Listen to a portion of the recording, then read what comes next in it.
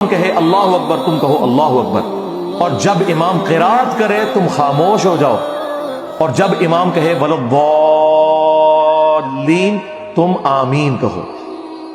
تو اس میں تو کلیئر ہو گیا کہ کس قرات میں خاموش رہنا ہے۔ اور امام مسلم کہہ رہے ہیں، یہ حدیث ابو ہریرہ بھی روایت کر رہے ہیں، ابو ہریرہ تو کہہ رہے ہیں جب پڑھا جائے سورۃ الفاتحہ کو تو خاموش رہو، اور جب ولضالین تو آمین۔ وہ کہتے ہیں نہیں اس میں قرات کا ذکر ہے، فاتحہ کا نہیں ہے۔ سرکار قرات کا ذکر ہے تو فاتحہ کا ہی ذکر ہے، کیونکہ اس میں الفاظ ہے جب امام قرات کرے تو خاموش ہو جاؤ، اور جب ولضالین کہے تو آمین کو۔ سمجھ آئی؟ تو یہ فاتحہ۔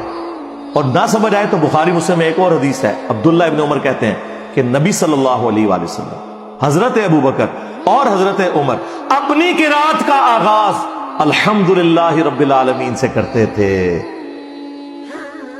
قرات سورہ فاتحہ بھی ہے اور اس کے بعد والی بھی ہے، پیچھے کیا رہ گیا؟ تو حضرت ابو ہریرہ رضی اللہ تعالیٰ عنہ کا بھی یہی عقیدہ ہے جو ہم بیان کر رہے ہیں۔ سختوں میں جتنی بار نماز پڑھاتا ہوں الحمدللہ سکتے کرتا ہوں، فاتحہ پڑھنے کا ٹائم دیتا ہوں، لیکن یہ نہیں ہو سکتا کہ آپ قرآن کی مخالفت شروع کر دیں۔ وَإِذَا قُرِئَ الْقُرْآنُ فَاسْتَمِعُوا لَهُ وَأَنصِتُوا لَعَلَّكُمْ تُرْحَمُونَ۔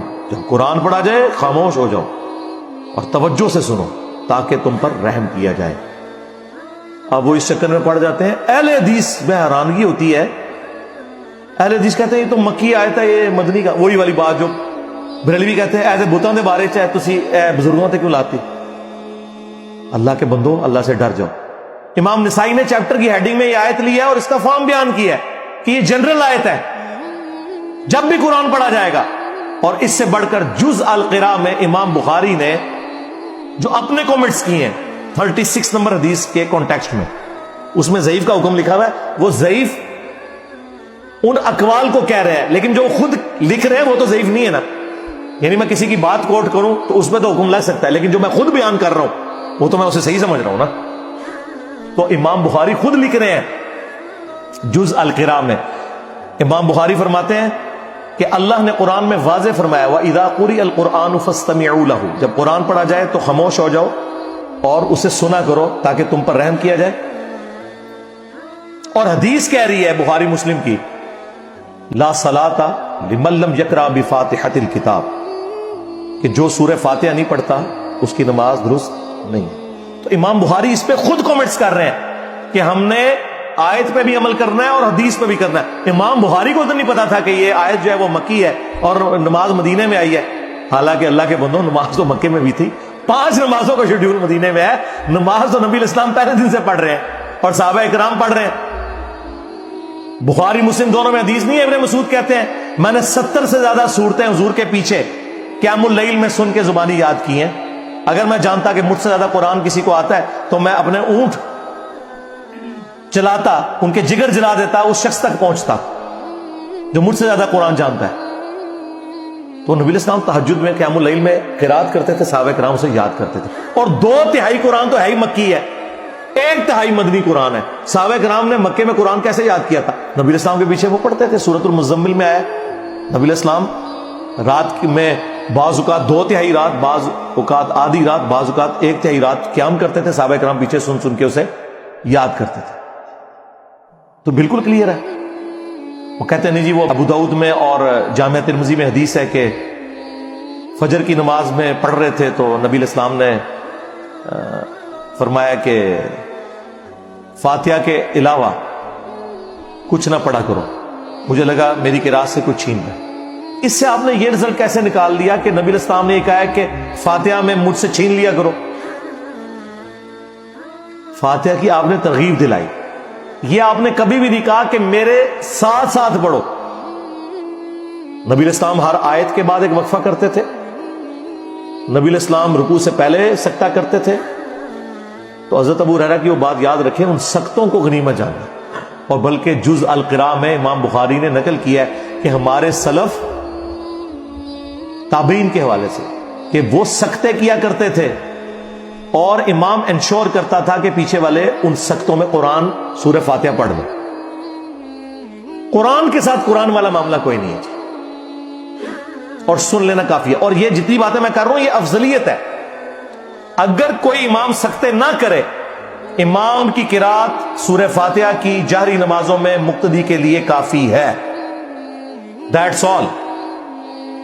سرن نمازوں میں یقیناً آپ نے پڑھنا ہے. اور کتنی حیران کن بات ہے کہ ٹوٹل 17 رکھتے ہیں فرض، ان میں سے 6 صرف جہرن ہے، 11 سرن ہے. عشاء کی آخری 2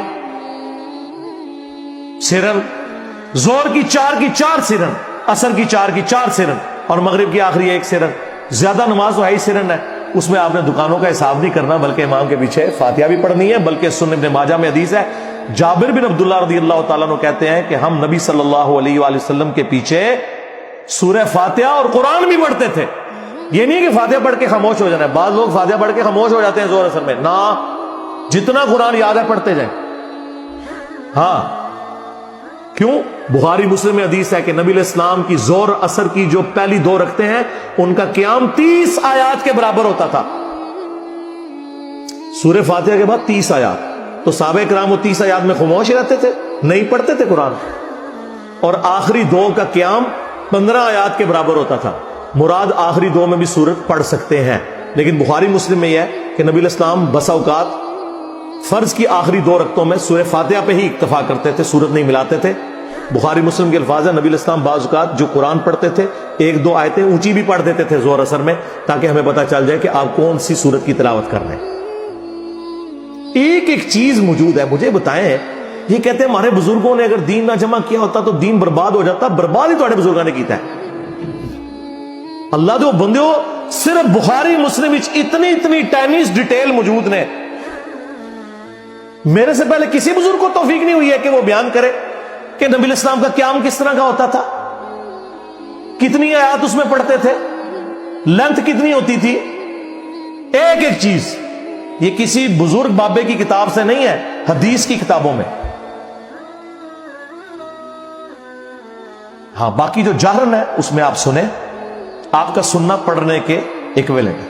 اور اگر آپ لیٹ شامل ہوئے اور آپ نے فاتحہ نہیں سنی تو اللہ تعالیٰ نے اس معاملے میں آپ کو ریلیکس کیا. وہ امام کا پڑھنا آپ کے لیے کافی تھا. ایون آپ اگر رکوع میں بھی مل گئے ہیں تو رکعت شمار ہوگی. امت کی اکثریت اس کے اوپر متفق ہے. اور یہ جو میں آپ کو عقیدہ بتا رہا ہوں جہرن والا، اس میں اگر تھوڑا سا کوئی تفرد بنتا ہے نا تو وہ امام بخاری کا ہے، ورنہ باقی سارے سنی اور شیعہ دونوں متفق ہیں. شیعہ کے نزدیک بھی جہرن نمازوں میں آپ نے سن لیا تو کافی ہے، پڑھنے کی ضرورت نہیں ہے. اور اہل سنت میں بھی چاروں امام قائل ہیں، امام حنیفہ، امام شافعی، امام احمد حنبل، امام مالک جو بڑے امام ہیں، کہ رکوع میں رکعت مل جاتی ہے. علماء عرب سارے قائل ہیں. یہاں پہ اہل حدیث کی اکثریت قائل نہیں ہے، لیکن اہل حدیث میں بھی لوگ قائل ہیں. رہ گیا جہری نمازوں میں سن لینا کافی ہے. اس کے اوپر آلموسٹ اگر میں دعویٰ کروں نا کہ اجماع ہے، کیونکہ عبداللہ ابن مبارک کے بارے میں جامعہ ترمذی میں آتا ہے کہ وہ امام کے پیچھے فاتحہ پڑھتے تھے، اور ان سے پوچھا گیا کہ اگر کوئی فاتحہ نہ پڑھے تو وہ کہتے ہیں میں کبھی نہیں کہتا کہ اس کی نماز نہیں ہوتی. امام کا پڑھ لینا بھی کافی ہے، لیکن میں ساتھ پڑھتا بھی ہوں. یہ تو کبھی مسئلہ نہیں آیا تھا کہ جہرن میں بھی آپ نے دب کے رکھنا ہے. ہاں، اس ایکسٹریم پہ تھا امام حنیفہ کے نزدیک، نہ سرن میں پڑھنا نہ جہرن میں، لیکن یہ غلو پہ مبنی ہے. امام مالک کا موقف پرفیکٹ ہے.